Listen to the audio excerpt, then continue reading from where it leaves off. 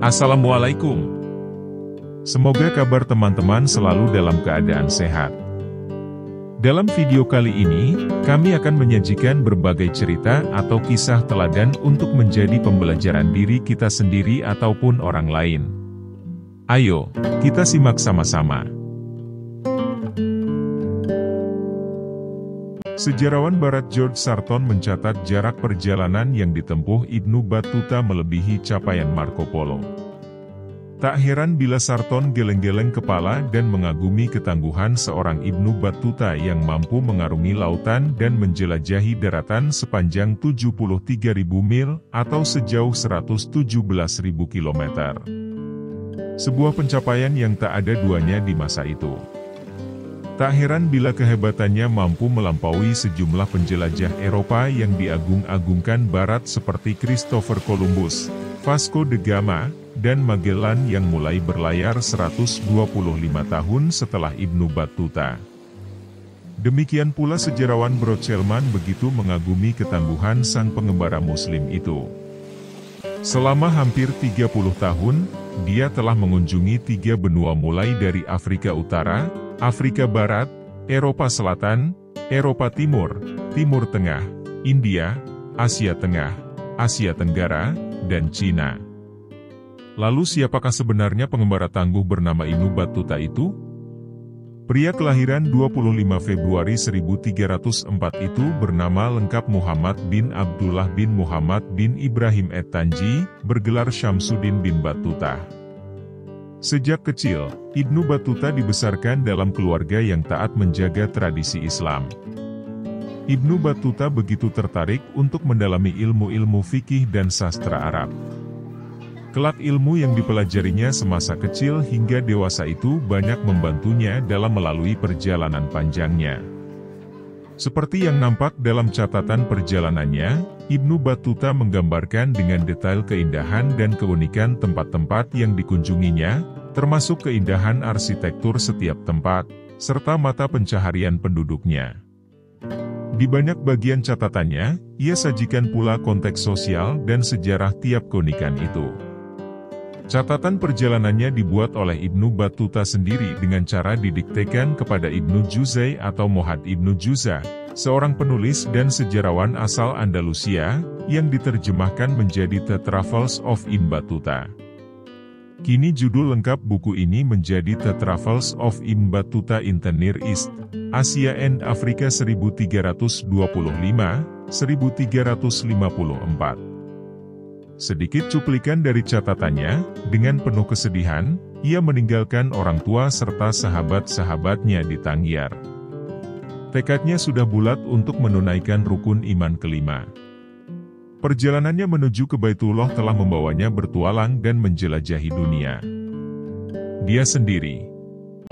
Dia mengarungi samudera dan menjelajah daratan demi sebuah tujuan mulia. Battuta memulai perjalanannya pada umur 21 tahun dengan tujuan menunaikan ibadah haji.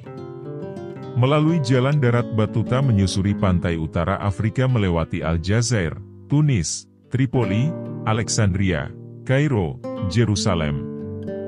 Singgah di Damaskus, Madinah dan Makkah. Selama perjalanan pertama ini Battuta menyempatkan diri melihat keajaiban dunia di Alexandria, yaitu pencakar langit Paros Laigaus, mercusuar, setinggi 104 meter yang kemudian hancur karena gempa di abad tersebut. Ia juga sempat singgah di Pyramids of Giza. Setelah menunaikan ibadah haji Battuta menyempatkan tinggal dulu di Makkah untuk memperdalam studinya, selain mengunjungi tempat-tempat suci Muslim. Tahun 1326 Battuta melanjutkan perjalanan ke wilayah Iran dan Irak sekarang. Setahun berikutnya Battuta kembali ke Makkah untuk menunaikan ibadah haji yang kedua, dan tinggal selama setahun di kota suci tersebut. Pengembaraan pertama latar belakang Ibnu Battuta begitu jauh berbeda bila dibandingkan Marco Polo yang seorang pedagang dan Columbus yang benar-benar seorang petualang sejati. Meski Ibnu Battuta adalah seorang teologis, sastrawan puisi, cendekiawan, dan humanis, namun ketangguhannya mampu mengalahkan keduanya. Meski hatinya berat untuk meninggalkan orang-orang yang dicintainya, Ibnu Battuta tetap meninggalkan kampung halamannya untuk menunaikan ibadah haji ke Makkah yang berjarak 3.000 mil ke arah timur. Dari Tangier, Afrika Utara dia menuju Iskandaria. Lalu kembali bergerak ke Dimyat dan Kahirah.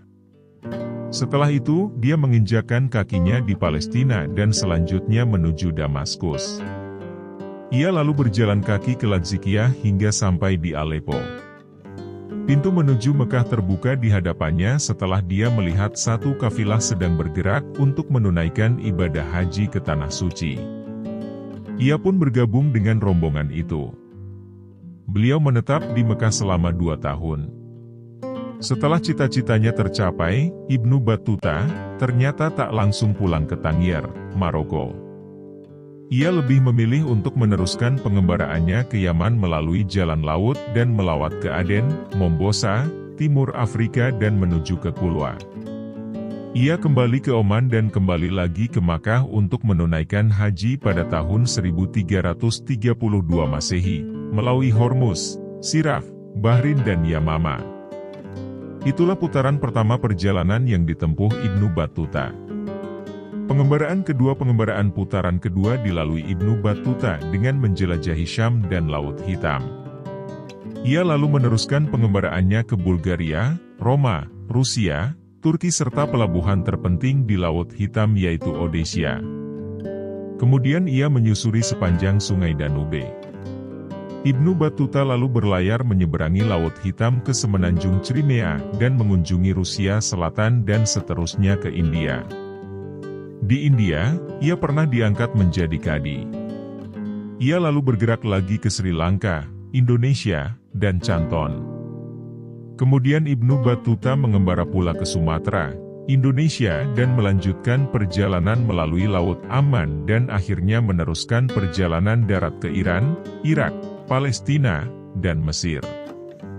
Beliau lalu kembali ke Mekah untuk menunaikan ibadah hajinya yang ke-7.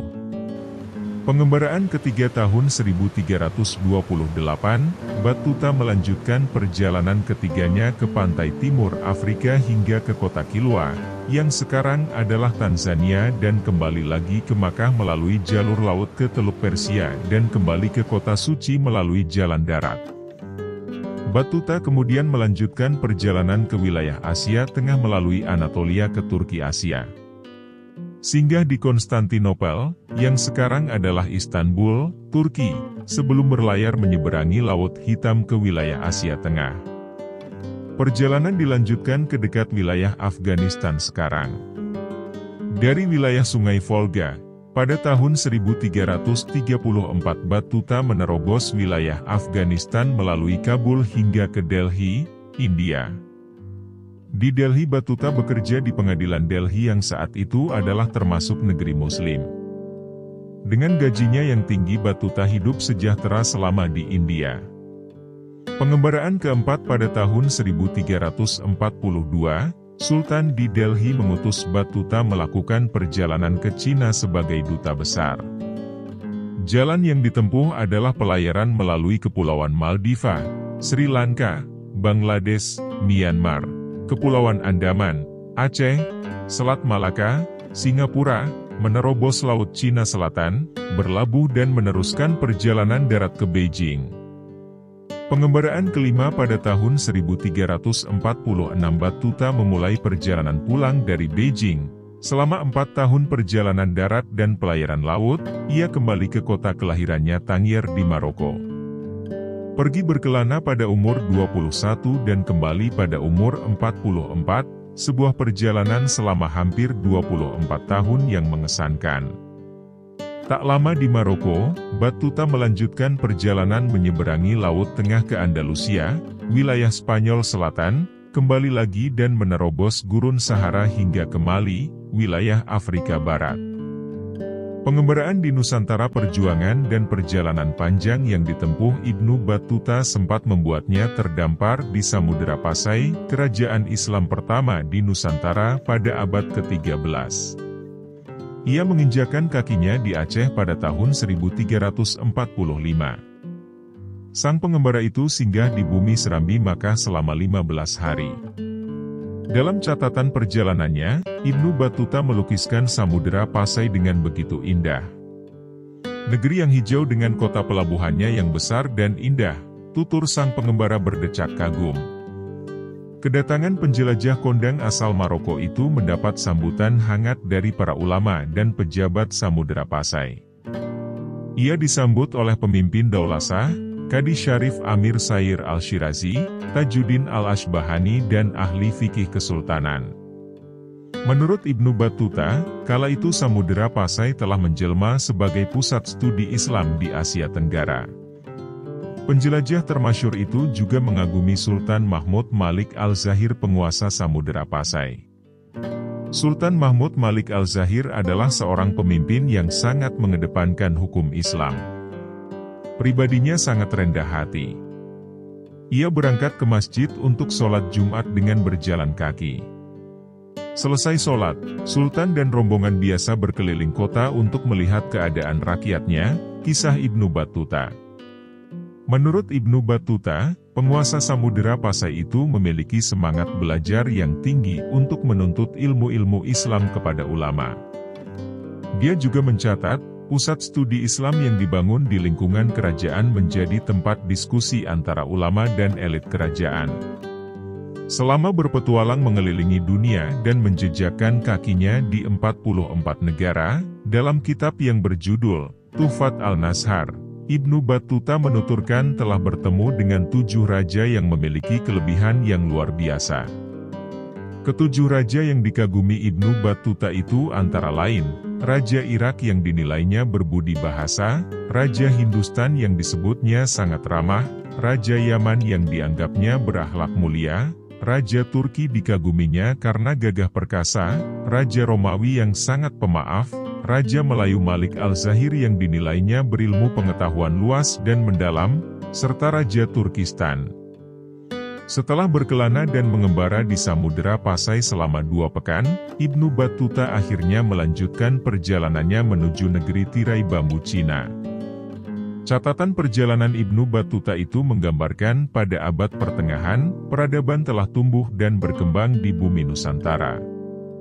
Akhir pengembaraan Ibnu Battuta pada tahun 1354, Battuta kembali ke tanah kelahirannya dan menetap di kota Fes dan berteman baik dengan Sultan. Sang Sultan kagum dengan perjalanan Battuta dan meminta Battuta menuliskannya ke dalam sebuah buku, yang dikenal berjudul Rihla atau My Travel. Ia mengakhiri cerita perjalanannya dengan sebuah kalimat, "Akhirnya aku sampai juga di kota Fes." Di situ dia menuliskan hasil pengembaraannya. Salah seorang penulis bernama Mohad Ibnu Juza menuliskan kisah perjalanannya dengan gaya bahasa yang renyah. Dalam waktu 3 bulan, buku berjudul Persembahan Seorang Pengamat tentang Kota-Kota Asing dan Perjalanan yang Mengagumkan, diselesaikannya pada 9 Desember 1355 Masehi. Secara detail, setiap kali mengunjungi sebuah negeri atau negara, Ibnu Battuta mencatat mengenai penduduk, pemerintah, dan ulama. Ia juga mengisahkan kedukaan yang pernah dialaminya seperti ketika berhadapan dengan penjahat, hampir pingsan bersama kapal yang karam dan nyaris dihukum penggal oleh pemerintah yang zalim. Ia meninggal dunia di Maroko pada tahun 1377 Masehi. Kisah pencapaian Ibnu Battuta yang luar biasa itu, konon dirampas dan disembunyikan kerajaan Prancis saat menjajah benua Afrika. Buktinya, Barat baru mengetahui kehebatannya setelah 3 abad meninggalnya sang pengembara.